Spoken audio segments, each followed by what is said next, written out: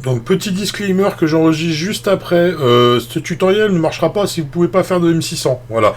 Donc sachez tout de suite, si votre imprimante n'est pas capable de gérer le M600, oubliez directement ce tutoriel, c'est pas la peine, voilà. Alors aujourd'hui, petit tutoriel sur Prusa Slicer et Fusion 360, peu importe le gel de modélisation. En tout cas, un petit tutoriel pour faire du multicouleur sur le logiciel Prusa Slicer. Donc c'est très simple, vous allez commencer par, évidemment, vous vous en doutez bien, faire une esquisse. Voilà. Donc vous faites une esquisse d'un carré, on s'en fiche. Voilà.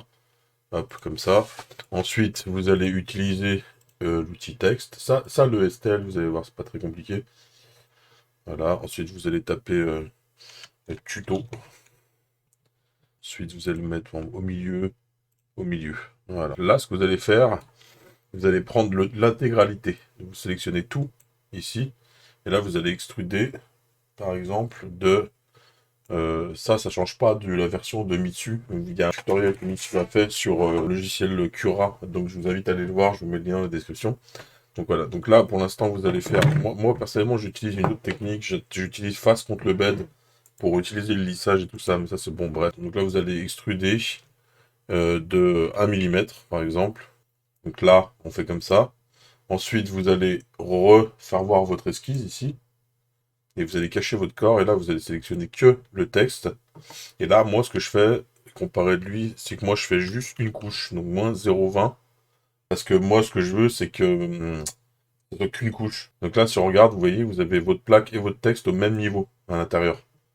Et si on fait une analyse de section, ici, hop, et qu'on se met là, ici, en fait, vous allez voir qu'on est exactement sur la même couche.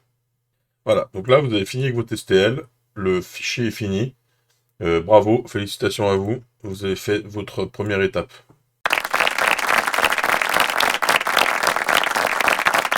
Donc, est-ce que les dimensions sont en pouces? Non. Je ne vais pas changer la taille. Est-ce que c'est en plusieurs parties? Voulez-vous l'ouvrir en plusieurs parties? Oui, évidemment. Donc là, très simplement, vous allez prendre votre profil d'imprimante normale. Ici, moi, le 06 par exemple. Ensuite, là, vous allez dans les réglages de l'imprimante. Vous allez dans le général. Et là, sur extrudeur, vous voyez, vous mettez 2 ici. Donc là, maintenant, ici, là, vous avez un extrudeur 1. Donc couleur d'extrudeur, on va dire noir. Couleur 1. Et l'extrudeur 2, ici, on va lui mettre la couleur blanche. C'est important pour l'ordre, parce qu'il va falloir qu'après vous changez les fils de la bonne couleur et tout ça. Donc pensez bien y mettre. Là, vous avez donc du coup, là, sur une imprimante en un seul extrudeur, du bicouleur. Donc là, on va changer, du coup, là, on va mettre extrudeur 1. Et si vous voulez changer plusieurs choses en même temps, très simple, vous sélectionnez avec Shift. Du Shift, vous cliquez. Et là, vous allez faire clic droit, définir extrudeur par défaut. Et là, vous allez changer en 2. Et là, vous voyez, tous ils sont d'un coup, ça évite de s'embêter. Donc là, quand vous allez faire découper, vous voyez, maintenant, on voit bien que l'extrudeur 1 et 2, et là, bim, il fait du blanc, oui. Et là, du noir au milieu. Très important. Donc, moi, c'est déjà fait, mais normalement, il faut que vous retiriez la tour de nettoyage.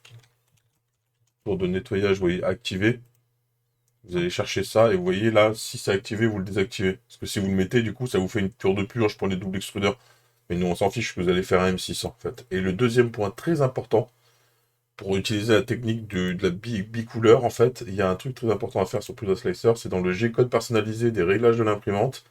Ici, au G-code de changement d'outil, là, vous allez devoir mettre ça. Et là, vous avez un bout de code à mettre. Je vous mets ça en commentaire.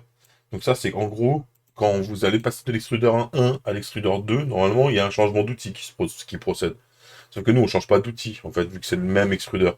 Nous, ce qu'on veut, c'est qu'il fasse un M600. Et là, à partir de là, quand vous allez imprimer, vous voyez, hop, on slice.